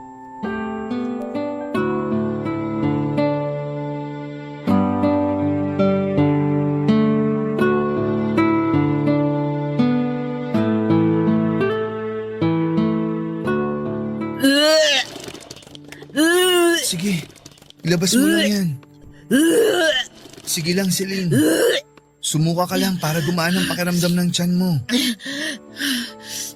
Okay na ba ang pakiramdam mo? Hindi ka na ba nasusuka? Parang okay na. Feeling ko na ilabas ko naman na yung mga kailangan kong ilabas. O sige, magmumug ka muna. Dito mo na iluwas sa lalagyan.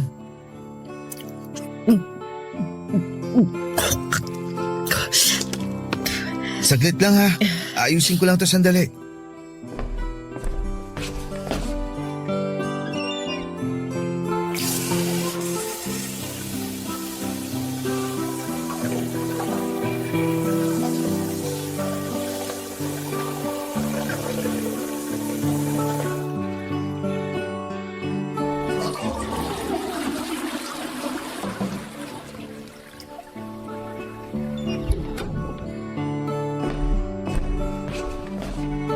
Celine, iaayos na kita ng higa ah. Hindi, wag na, Jay. Ha? Bakit? Ayoko pa kasing mahiga. Sigurado ka? Oo. Sasandal na lang muna ako dito. Baka kasi kapag humiga ako, antukin ako at makatulog kagad. Mas okay nga yun para makapagpahinga ka. Pero ayoko pa nga munang matulog. Celine, kailangan mo magpahinga. Pwede ko namang gawin yun mamaya. Sa ngayon, gusto ko na muna na makausap ka. Ay, yun lang ba? O sige, upo na lang muna ako dito sa upuan na nasa tabi ng kama mo. Oh, ngayong nakaupo na ako, hawakan ko tong kamay mo. Jay, thank you ha. Kasi hanggang ngayon, inaalagaan mo pa rin ako. Sinabi ko naman sa'yo, di ba? Mahalaga ka sa akin, kaya ginagawa ko to. Pero, hindi ka pa ba napapagod? Saan? Sa mga ginagawa mo na to. Sa mga pag-aalaga mo sa akin. Sa pagbabantay mo kapag wala ang parents ko dito. Hindi mo naman talaga kailangan na gawin to. Kaya okay lang kung mapagod ka. At kung sakaling titigil ka na sa pagpunta dito, maiintindihan ko. Hindi ako napapagod, Celine. Sigurado ka? Oo. Kasi kahit kailan hindi ako mapapagod na alagaan ka. Oh, bakit ka umiiyak? Wala lang. Naalala ko lang kasi yung huling beses na sinabi mo sa akin yan. Nangako ka sa akin noon na hindi mo ko iiwan at aalagaan mo ko habang buhay pero bigla ka namang nawala. Bumalik naman ako, di ba? Bumalik ako para to pa rin ang pangako ko. Hindi ka na ba aalis ulit? Hindi ako aalis hanggat hindi ka gumagaling. Sinabi ko naman sa'yo dati, di ba? Gusto ko na sa bawat laban mo, kasama mo ako. At sa oras na malampasan mo to, gusto ko na nandito lang ako sa tabi mo. Kaya oo, Celine, hindi na ako aalis. Hindi na kita iiwan ulit. Promise? Promise. Kaya please, magpakatatag ka. Magpagaling ka at magpalakas. Para sa akin at sa mga taong nagmamahal sa'yo. Oo, gagawin ko yun. Thank you, Jay. Thank you kasi bumalik ka. Thank you talaga. Papa Dudut, hindi biro ang mga pinagdaanan ko dahil biglang nanghina ang katawan ko pagkatapos ng surgery na ginawa sa akin para matanggal ang bukol sa tiyan ko. Tapos pakiramdam ko pa ay ang pangit-pangit ko dahil sa epekto ng mga gamot at ng therapy sa akin. Wala na akong halos buhok, namamana sa mukha ko at buong katawan. Nagdry ang balat ko at sobrang lalim din ng eye bags ko. Wala nang kabuhay-buhay ang itsura ko. Pero sa mga oras na bumababa ang self-confidence ko dahil sa itsura ko ay palagi lang nasa tabi ko si Jay at paulit-ulit niyang sinasabi sa akin na ako pa rin ang pinakamagandang babae sa paningin niya. Simpleng pambobola at salita lamang yon pero sobrang laki ng impact para sa sarili ko. Siya ang may pinakamalaking parte kung bakit lumakas ang loob ko na lumaban noon sa araw-araw. Papadudod sa awa ng Diyos ay nalampasan ko ang napakalaking pagsubok na dumating sa buhay ko. Naging cancer-free ako pagkatapos ng surgery at halos 1 taon ng therapy ko. Hindi ako makapaniwala na nabigyan pa ako ng isang pagkakataon para mabuhay.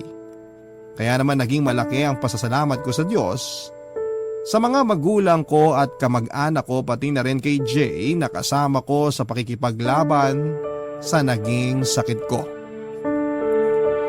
At sa totoo lang ay umaasa rin talaga ako noon na pwede na. Na pwede na ulit na maging kami ni Jay. Kaya lang hindi nangyari yon dahil bigla na lamang siyang nawala. Hindi na niya ako pinuntahan sa ospital at hindi na niya ako tinawagan. Hindi na niya ako dinalaw kahit nang makauwi ako sa bahay. Nagre-ring naman ang cellphone niya nang subukan ko siyang tawagan pero hindi naman siya sumasagot. Online din siya sa Facebook pero hindi siya nag-reply sa mga chat ko. Hanggang sa hindi ko na natiis at nag-decide na ako na puntahan siya sa apartment niya, Papa Dudut.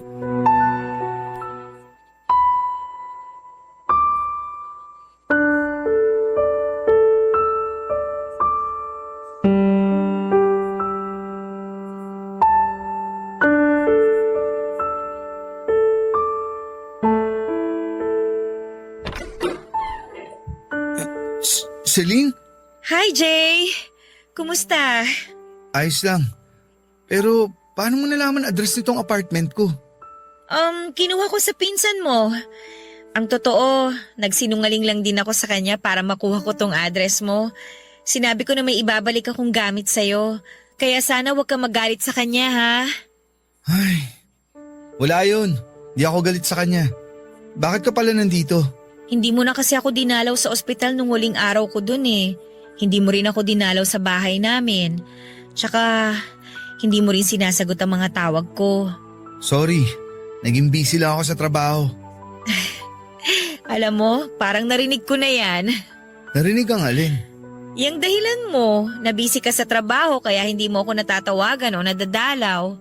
Yun naman kasi ang totoo. Jay, may problema ba tayo? Anong ibig mong sabihin? Huwag mo akong sagutin ng tanong kasi alam kong alam mo naman kung anong tinutukoy ko. Sa totoo lang, parang nga akong nade-deja vu eh. Alam mo yun? Yung parang umuulit lang yung isang pangyayari sa buhay ko. Celine, look. Sorry kung hindi na kita nadadalaw sa bahay nyo. Sorry din kung di ko nasasagot ang mga tawag mo. Pero di ba, magaling ka naman na sa sakit mo? So, ganun na lang yun? Porke magaling na ako, porke wala na akong cancer, wala ka nang pakialam sa akin? Hindi naman sa ganun. Kaya lang kasi… Kaya lang ano? Kaya lang mali yung iniisip mo tungkol sa ating dalawa. Ha? Anong ibig mong sabihin? Celine, magiging honest na ako sa'yo. Wala naman kasi talagang… walang tayo. At kahit kailan, hindi na pwede magkaroon ng tayo. Dahil may girlfriend na ako at malapit na kaming ikasal. Wow! Gago ka pala eh. Bakit bumalik ka pa sa buhay ko kung may girlfriend ka na? Hindi naman talaga ako bumalik sa buhay mo eh. Ha? Eh ano yun? Ano yung mga pinakita mo sa akin nung may cancer pa ako? Kaplastikan lang, ganon? Pagpapanggap lang lahat? Sabihin mo nga sa akin, Jay. Bakit kailangan mo pang magpanggap ng may pakialam ka sa akin kung may mahal ka na palang iba? Dahil nakokonsensya ako, okay? Ayoko na bigla ka na lang mawala nang hindi man lang tayo nagkakausap ng maayos. Kaya ginawa ko ang lahat para makalapit sa'yo. Para maalagaan ka kahit bilang isang kaibigan mo lang. Kaibigan? Grabe! Jay! Sabihin mo nga ang totoo. Nakukonsensya ka ba talaga nun? O naaawa ka lang sa akin? Naawa ka nung malaman mo na yung ex-girlfriend mong patay na patay sa'yo malapit na mamatay dahil sa cancer niya. Ano? Bakit hindi ka makasagot? Tama ako, di ba? Na sa halos isang taon na inalagaan mo ko, awa lang talaga yung nararamdaman mo sa akin. Celine, I'm sorry. Sorry? Sorry na naman. Wala na ba talaga akong ibang maririnig sa'yo kung hindi ang lecheng sorry mo na yan? Hindi ko naman talaga gusto na saktan ka. Eh di sana, hindi ka na lang bumalik sa buhay ko. Sana hindi mo na lang ako inalagaan. Sana hinayaan mo na lang akong mamatay. Kasi alam mo, nang dahil sa ginawa mo na to sa akin, parang pinatay mo na rin ako. Parang pinatay mo na ako sa sobrang pagkadurog nitong puso ko ngayon. Isang request na lang, Jay. Please. Huwag ka na sana ulit babalik sa buhay ko. Kasi baka tuluyan na akong mabaliw kapag sinaktan mo pa ulit ako.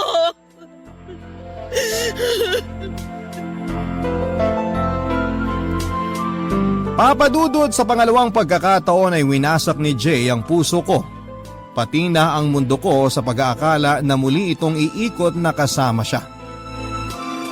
Ang sakit, sobrang sakit at wala na yatang masasakit kapag nasaktan ka ng parehong tao sa pangalawang pagkakataon. Okay na ako eh. Nakapag-move on na ako mula kay Jay, mula sa pang-iiwan niya sa akin, sa pananakit niya at pagpaparamdam na hindi na niya ako mahal. Tapos bigla na lang siyang babalik sa buhay ko. Oo, hindi niya sinabi sa akin na mahal niya ako, pero hindi naman kailangang sabihin yon. Dahil ang pagmamahal minsan ay nagiging sapat na sa paraan kung paano ito iparamdam ng isang tao. Alam niyo, Papadudot, minsan iniisip ko na sana ay hindi na lamang panandaliang bumalik si Jay sa buhay ko. Sana hindi na lamang ako nakasurvive sa cancer. Para sana hindi ko na ulit naramdaman yung ganong klase ng sakit sa puso ko. Umasa na kasi ako at umasa na ako na pupwede na ulit na maging kaming dalawa. Ang buong akala ko talaga noon, kasunod ng paggaling ko sa sakit ko ay magiging masaya na rin ang puso ko. Kasi madudugtungan na ang natapos na kwento at relasyon naming dalawa ni Jay, pero hindi pala. Kasi hindi talaga siya bumalik para mahalin muli ako. Bumalik lamang siya para panandalian akong alagaan dahil naaawa lamang siya sa akin. At yun ang bagay na pinakamasakit na natanggap ko mula sa kanya. Yung maalagaan niya ng dahil lamang sa awa na nararamdaman niya. Papadudot, pagkatapos ng araw na yon ay pinigilan ko na ang sarili ko na gumawa ng paraan para magkabalikan kami ni Jay. Sapat na yung pinamukha niya sa akin na awa lamang ang mga nararamdaman niya para sa akin.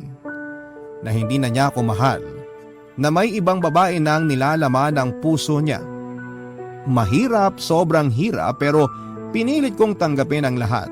Wala naman kasi akong ibang pagpipilian kung hindi ang tanggapin ang katotohanan. Na ang lalaking inakala kong bumalik sa buhay ko para mahalin ako ay hindi na talaga ako magagawang mahalin kahit kailan. Lalo na nang malamang kong kinasal na siya sa 2 taon niyang girlfriend. Doon ako tuluyang bumitaw mula sa lahat ng rason para mahalin siya. At ngayon, kahit na single pa rin ako, masasabi ko na kontento at masaya ako sa buhay ko, Papa Dudut. Salamat, Papa Dudut, kung sakali man na swertehin itong sulat ko na mabasa po ninyo, at gusto ko rin kasing mapag-iwanan ng mensahe ang mga taong nakikinig ngayon na kagaya ko na minsang binaliwala, iniwanan at sinaktan ng taong mahal nila. Mahirap talaga na magpatuloy sa buhay na hindi na sila kasama. Pero tandaan natin na hindi titigil ang totoong mundo natin sa pagkawala nila sa buhay natin. Ano pa man ang mangyari, kailangan nating magpakatatag para sa ating sarili at sa mga taong tunay na nagmamahal sa atin. Ang inyong forever kapuso at kabarangay, Celine. Ang buhay ay maiwaga, laging may lungkot at saya. Sa Papa Dudut Stories, laging may karamay ka. Mga problemang kaibigan, dito ay pakikinggan ka. Sa Papa Dudut Stories, kami ay iyong kasama. Dito sa Papa Dudut Stories, ikaw ay hindi nag-iisa.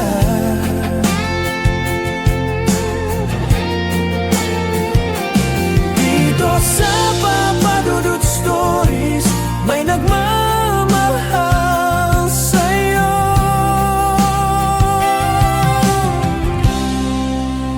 Papa Dudut Stories, Papa Dudut Stories, Papa Dudut Stories.